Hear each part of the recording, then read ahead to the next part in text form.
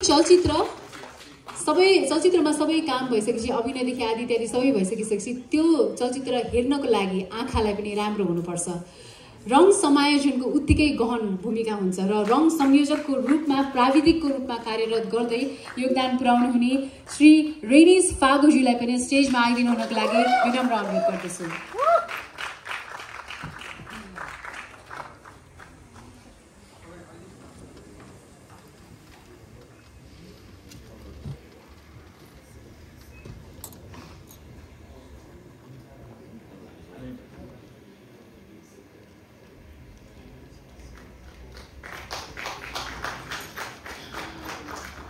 उहाँको आवाज कसले नसुनेको होला।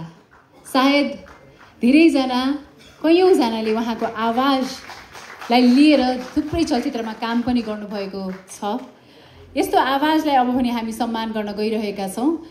गायिका अन्जु पन्तलाई पनि सांस्कृतिक रूपान्तरण पुरस्कार 2082 प्रदान गर्न गइरहेका छौँ। मैले भर्खरै पाएको जानकारी अनुसार उहाँ आउनुभएको छैन, तर यस स्टेजबाट सम्मान यहाँलाई पनि भन्न चाहन्छौँ। 15 जना कलाकार जो हुनुहुन्छ आजको यस मञ्चबाट सम्मानित हुने सम्पूर्णलाई धेरै धेरै बधाई छ र आउँदो दिनमा पनि यहाँहरूको यस्तै योगदान कायम रहिरहोस्। नेपाली चलचित्र क्षेत्रलाई नेपालमा मात्र सीमित नभएर इन्टरनेसनल स्टेजमा पनि पुर्याउन सकौँ भन्दै धेरै बधाई पनि दिन चाहन्छौँ। एउटा छोटो फोटोसुटको कार्यक्रम रहेको छ।